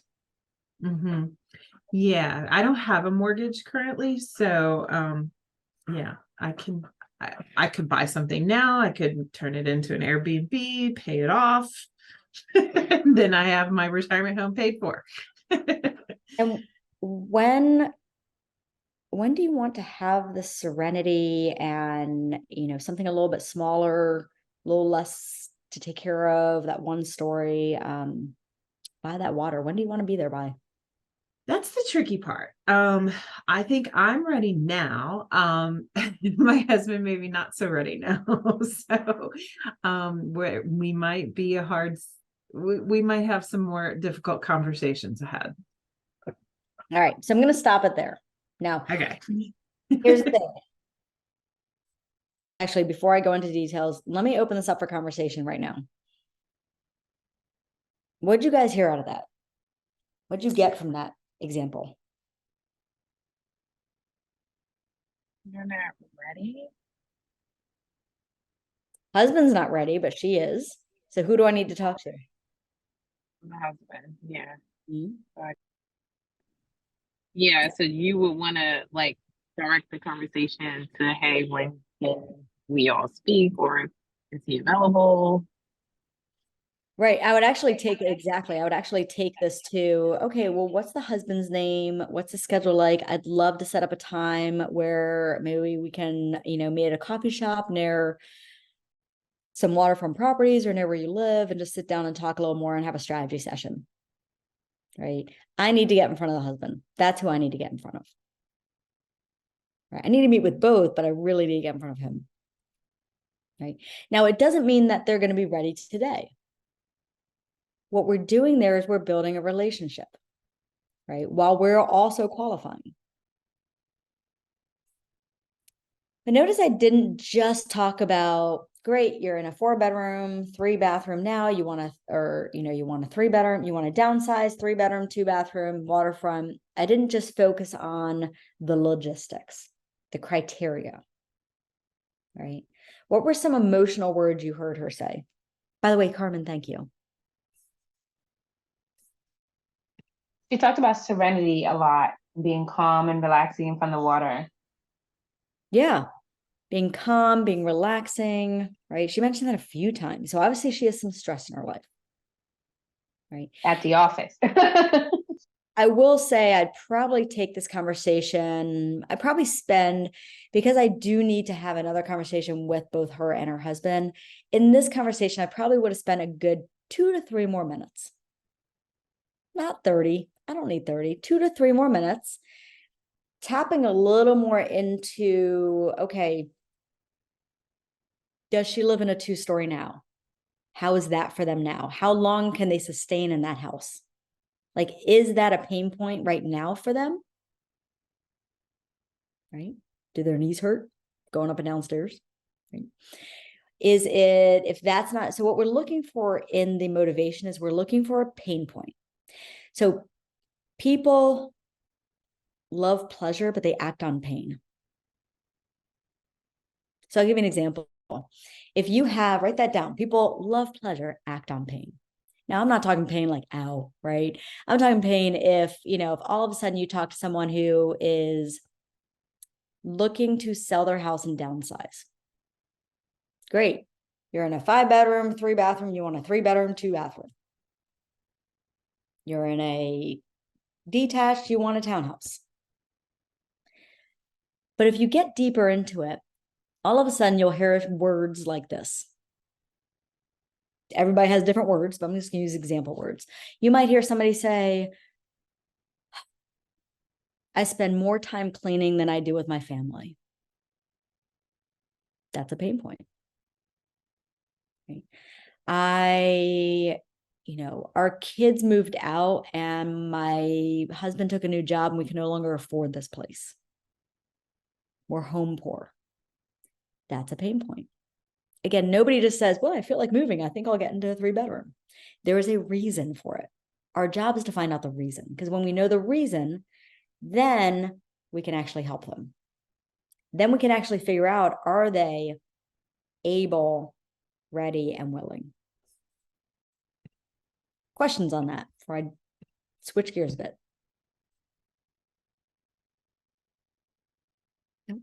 Okay. So let's move along. We're coming down the home stretch here. So we want to classify. So when you're using your database, you can put things in there like tags. Now, I don't like putting big mistake I made, learn from this mistake. Big mistake I made was I did start tagging people ABC, or I tagged people 30 days, 60 days, 90 days, or, first quarter, second quarter. The problem with that is when you start having so many people in your database and so many tags, I don't know if I put a tag on September 27th. If I put a tag on Carmen today saying 3 months, I have no way, unless scrolling through all the notes, of understanding what 3 months means. So I recommend your tags being really specific. So for example, I might say, first, so my tag might say first Q 2024, second Q 2024, third Q mean quarter of 2024. So now you're putting people in actual, like, great, Carmen's looking in June of 2024, which actually means she's going to do something in March. Just so y'all know.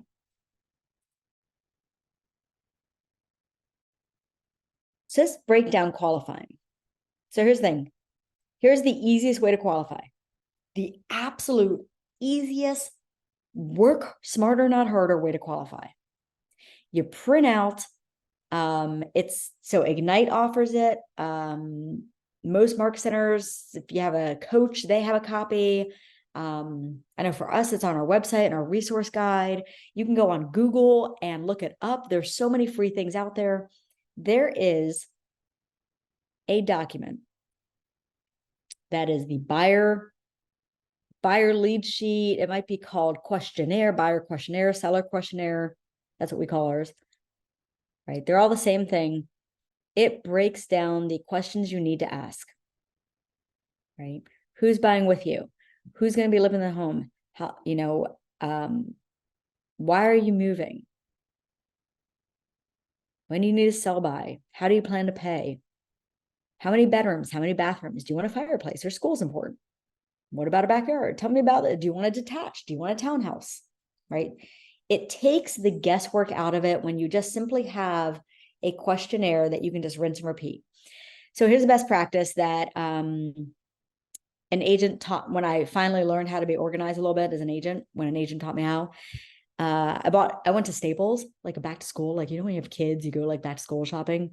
So it's really fun to do as an agent. So I bought a binder. I bought those little like divider things. And then the front of the binder were all these different, we used to call them scripts. Now they're conversational starters, because we can't use the word scripts, dialogue. And then I had a section that was just buyer questionnaires, buyer lead sheets, a section for seller lead sheets, and then sample copies of contracts. I have a question. Yeah. So you know how you were saying you have like the questions like is the school important? Are you looking for a yard? Stairs, whatever.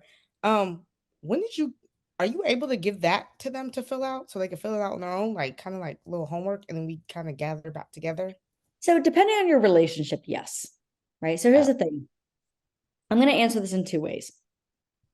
If I really know you, like I know you, like we're close, I might be like, all right, listen, Paige, I'm going to shoot you over this questionnaire. I need you to fill it out tonight. Give them a deadline or they won't do it. I need you to fill it out tonight. Get back to me by tomorrow. You good with that? And then we're going to meet and we're going to dive into it more. But can't you do that? You could do that with random people too. So here's why I don't, you can. Here's why I don't recommend it. If you do it with random people, you must set up a time to go through it with them in detail. And Right. Because Right. you have to have, they can fill it out, but you need to have time to talk to them. Because I need to find out, like, I want to find out from you. The reason why I like to do it over the phone is I want to be able to end the phone call and set up a search right then and there online. I want to be able to end the phone call and take a next step. And I want to be able to end the phone call and know why they want something. So I can actually say, hey, so you mentioned schools are important. You know, I know you have two, well, not you, but I'm going to pretend right now. I know you have 2 twin boys. You know, talk to me about, now in Maryland, we can't talk schools unless they give us a name. So I'm not going to name a school, but talk to me about what's important to you about that. Do you currently have a school in mind? Do you have a certain location in mind? Right. So that's what I'm saying. Like, that's what I'm saying. You can do that with random people and people that you know, just because regardless, business is business. So you never want to treat somebody that you know like, girl, go ahead and fill that out. Like, and let me know what you think. Like, I feel like No matter business what, you need to, every right. person, you need to dig in and ask more questions. Right. So I was thinking like with random people, like kind of like send it over to them, have them, you know, her and her husband, or just her girlfriend, or just her, whoever, kids, whatever the case, they sit down, like, you know, be able to think. Because sometimes when you're kind of on the spot, oh yeah, I need a school. Well, oh, I don't really know. Like, they're too, you know, like flustered. So I'm like, you know, take it, sit down and think about your answers. We can meet tomorrow at, you know, like you said, over coffee. Everybody love coffee, Starbucks or whatever, like a good time to meet. We sit down and then we can dig through it more. So then I can make extra notes next to it, like, oh, you need a school. So is there a certain school, like you said, area that you're looking for? Like you could dive deeper into it. Yeah, I love the verbiage that you just used with, I want you to spend some time on this and then we're going to meet tomorrow. Here's the thing. There's nothing wrong with setting this ahead of time and having them fill it out at all. What you need to be cautious of, especially with buyers, sellers get all the information on the phone, set the seller appointment, go out to the seller appointment. Like if I'm talking to you right now and you want to sell your house, I'm going to get information about your house and I'm setting an appointment for tomorrow. Buyers, I'll send this, but I'm giving them 24 hours to fill it out. Right. No more than 24 because they get in their own way. The other thing, so what you need to be cautious of, so nothing wrong with that. And what you need to be cautious of is buyers ghosting you. So here's the thing with buyers. I was just about to say, yeah, them actually doing the majority of buyers doing something, calling the lender, filling out a form, doing anything is so small, not because they don't want to, it's because they feel like that's a commitment and they're not ready for it. They're scared. So if we send it and they don't fill it out, then they feel embarrassed and then they don't call us back and then they ghost us. Everybody know what ghost us means? Right? Is that when like you will follow up though? Or do you you think like follow, you follow up like crazy and they will keep ignoring you for a long time until they're ready. Right? So when you have this, by the way, this conversation, when you go through the sheet, it takes 5 minutes. That's it. It takes 5 minutes to go through. So do you recommend like more in person, like you guys meet, then you give it to them, you know, have them take like little time to yourself, fill it out, and then we can review it together. Well, we're still next to each other, but you know, they just gotta take yourself to fill it out, and then we can kind of review your answers. You absolutely. Now that might sound something like this. I might say, now it's Alicia, right? Yes. Okay, so I might say something like, hey, Alicia, listen. So first I got motivation. Listen, I am so excited to help you and the family get into your first home. You know, I know you've been renting for like 12 years now and you're just tired of it. And so I'm tapping into their words, right? I got their words to use their words. I'm not gonna be like, great, I'm so excited to help you buy a house. Nobody wants to buy a house. That's exhausting, right? They want to do something with it.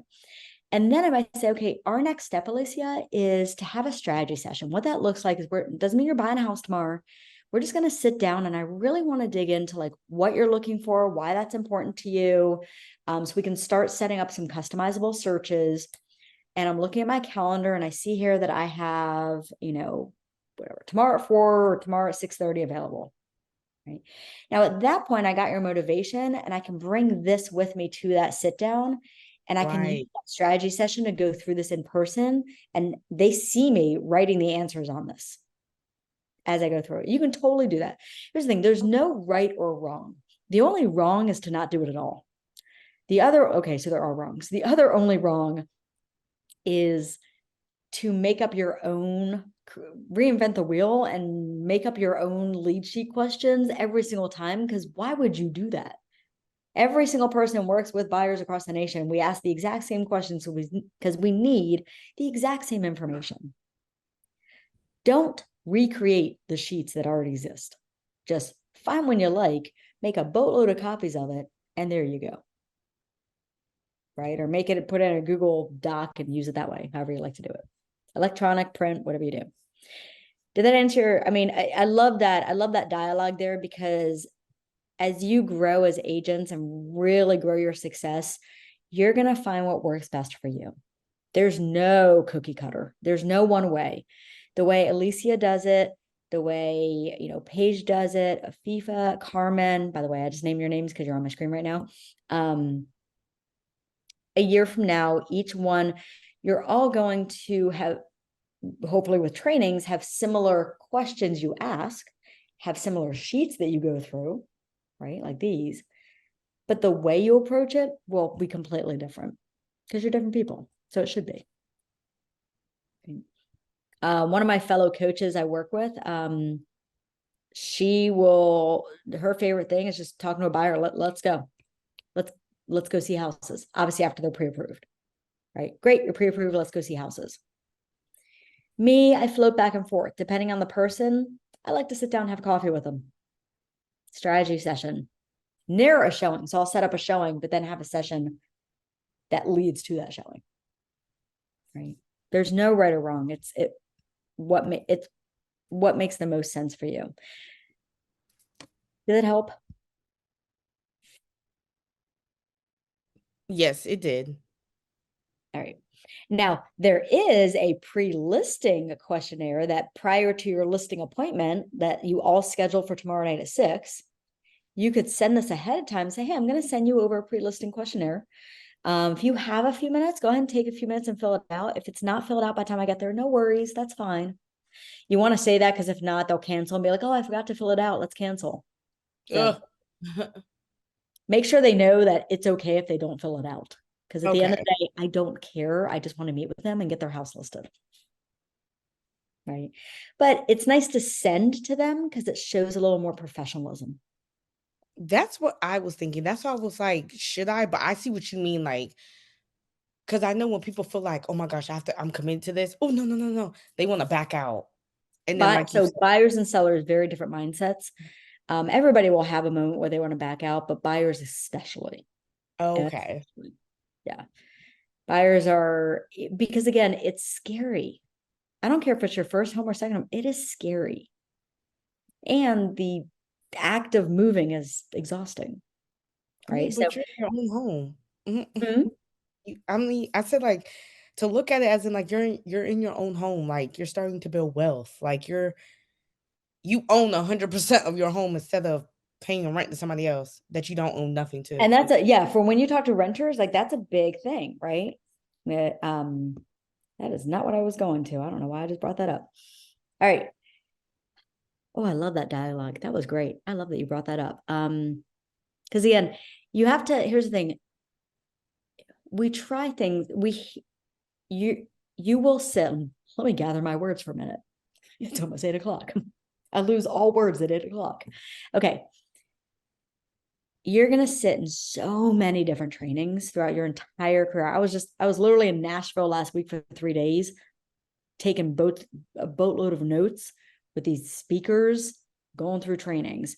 I have a training coming up next week that I'm attending, right? I mean, you never want to stop engaging and learning, but you always have to take what you're learning and figure out what parts of this do I implement now? What do I put to the side? Right? And maybe do later. And what's not me at all? Like, yeah, that's not me.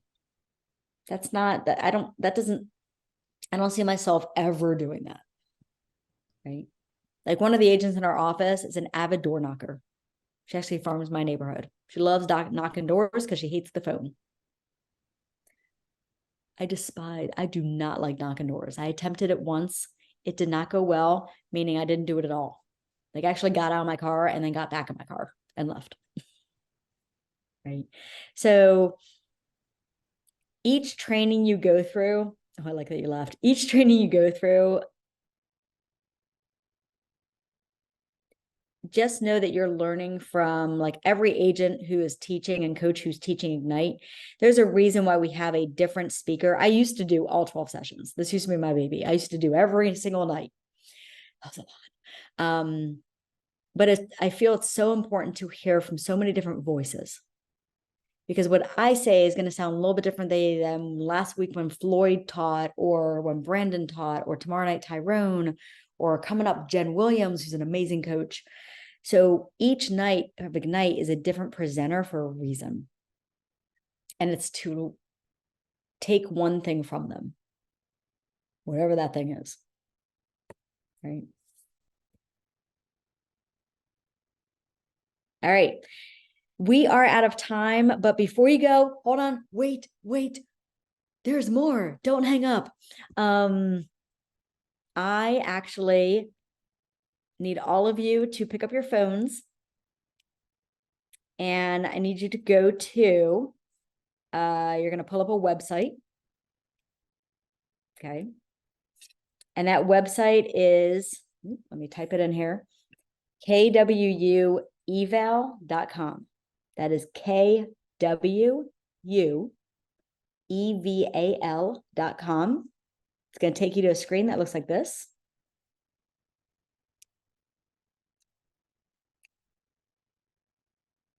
You are going to go ahead and select your region, because we have multiples on here. I'll give an example. We are virtual. The name of this course, you're going to just click on Ignite 12. Technically, it's 12 and 13 combined, but pick a number you like. Okay, so kwueval.com. Select your region, virtual, Ignite 12. When you get to the next screen, I am in the list under IL, although it looks like LL, but it's IL.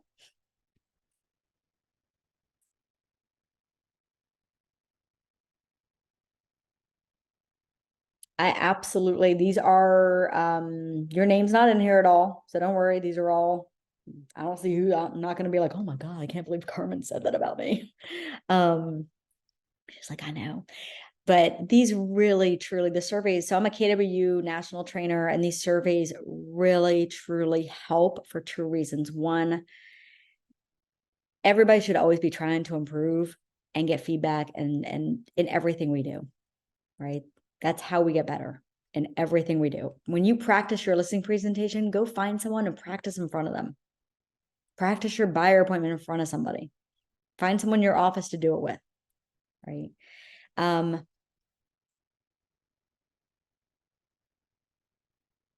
think that was actually it. I had nothing else to say about that. So fill it out, whatever score you like. I love 4s and 5s, just so you know. I really like 4s and 5s, but this is yours. But be honest, seriously, be honest with your feedback, whatever that looks like, to improve this. We do Ignite After Dark every single quarter. So the next one starts in January. So I always look at the feedback prior to the next one so we can improve on them. All right. It is 3 minutes after, but I want to hear at least 2 ahas, two takeaways. We talk relationships, qualifying.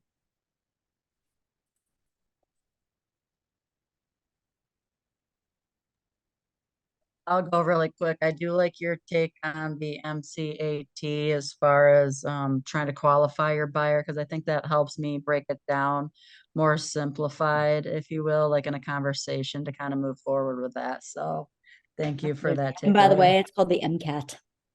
Okay. Sorry. Also, a little note on that. Whenever you're making phone calls, you have a pad of paper next to you, write MCAT next to it. So when you're on the phone with someone, it actually is a trigger to look at it and be like, oh my God, I forgot to get something in the C category, right? Let me ask a question. Yeah. Awesome. Thank you. All right, let's hear one more.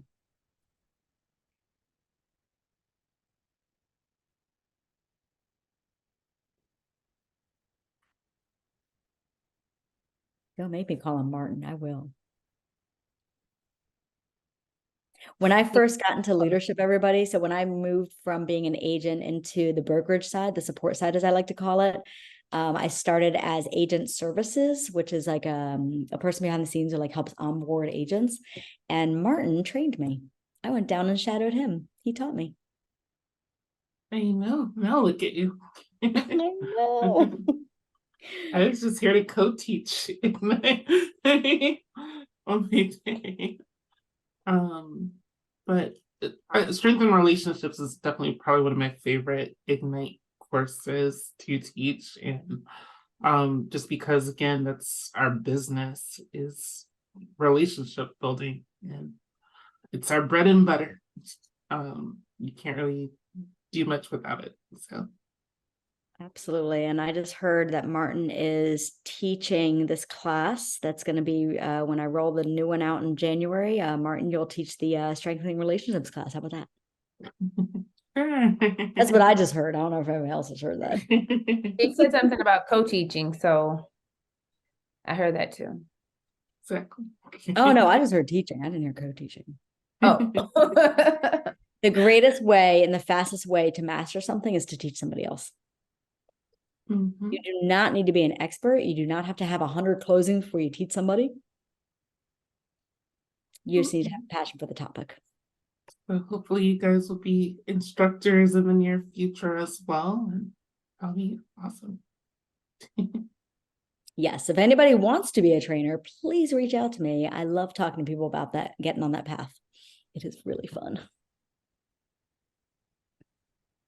All right. Thank you so much, everyone. I had a great night hanging out with all of you, and I really appreciate all the cameras on and all the engagement. That helped a lot. That was wonderful. Thank you. It was great. Thank you Have all. a good night. Have a great night. Bye.